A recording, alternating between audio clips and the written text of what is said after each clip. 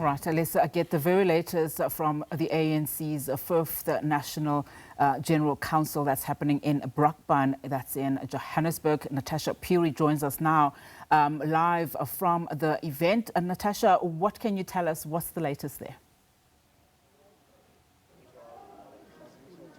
Well, Unati, delegates have now gone into plenary, and this is where the Secretary General of the ANC, Mr. Phiri, will be tabling his political report. Thereafter, there's expected to be a financial report, Unati. But I'm actually joined right now by the ANC Youth League President, Mr. Collen Malatji, and I'll just employ him to walk and talk with me as we go through the discussion documents of the ANC NGC, especially when it pertains to young people. And Collen, I was looking through the documents of the ANC Youth League, specifically when it talks about young people. It makes a glaring omission that at some point the ANC Youth League, or the ANC, actually lost its traditional base for young people, which is the ANC Youth League. It collapsed, it left a void, but now it says there are positive signs. With that said, would you say that the current ANC Youth League leadership, as you're going to conference, will revive the Youth League?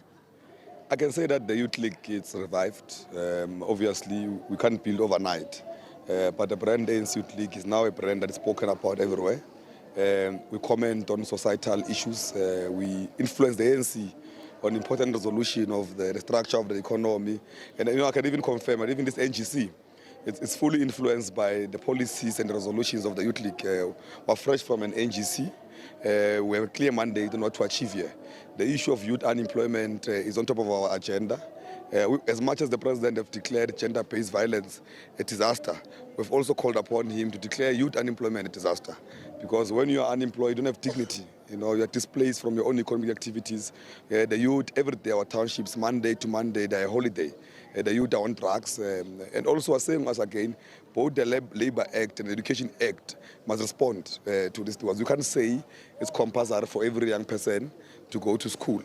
Then you still put a 15-year-old under a bracket of an able person who must be employed. That's why the stats of employment also include 15-year-olds, which we must put a law that it must be compulsory for them to be at school until they complete their qualification. Resources must put aside. But also we spoke, if you've read our resolutions, we spoke about economic corridors, that we need the youth to be re-skilled in a way that the skills respond to the economic demands of the country. Economic corridors, what do we mean? In mining towns, it must be compulsory for every young person to study mining as early as high school. TVET colleges must be put there. We must set up industries there, in agriculture areas, agri-processing industries to create employment so that we also avoid migrant workers. The reason why everyone is moving to Gauteng, it is because that's the only place where there's economic activity. But if we can say that the processing must happen in Mpumalanga of agriculture, the beneficiation of minerals must happen where there's those minerals, whether it's Northern Cape, whatever. If we say that the rail must be fixed in Northern Cape so that all the important minerals that are there are resolved, I can say that we will not even have unemployment in this country because we have enough resources and minerals to resolve all our problems. Now, I want to bring your attention to another one when you talk about the economy, the ban on foreign-owned tuck shops. Let's just talk about that. How do you think, if this were to be passed, this could be implemented? Look, it's a resolution. We've set aside money, small businesses, to fund tech shops. We succeeded in that resolution. The biggest problem we have is that we need to re-educate our people how to run local businesses, because they used to run them in the past. We used to have Bokumal and many shops running in our own township. It used to be a very big economy that must resolve all of those problems. But it can't be that now, all of a sudden, we allow foreign nationals to do all of those things, because that is a very big economy to be in the hands of foreign nationals. Now we said it must be clearly be set aside for locals. Tech shops, you don't need a master's degree to run a tech shop.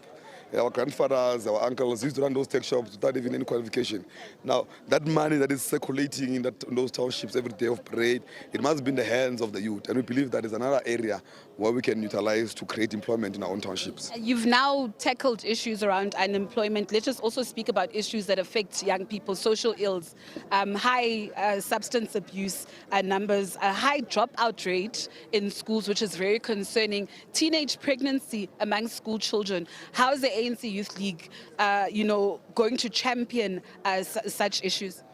We are going to be very aggressive on the issue of drugs and teenage pregnancy. It's a big thing, especially in rural provinces.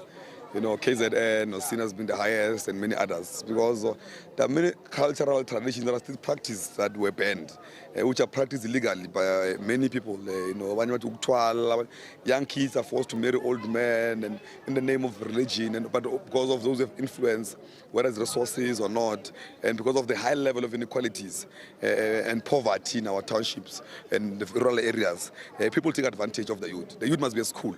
It must be illegal to drop out in South Africa. Education is free in South Africa until tertiary level. Now, it can be, there's no excuse 30 years later for you to drop out. Just that we need specialized schools because you must redirect the youth in things that they like. Forcing somebody to go through a clear academic program that you know that this person is a technical person.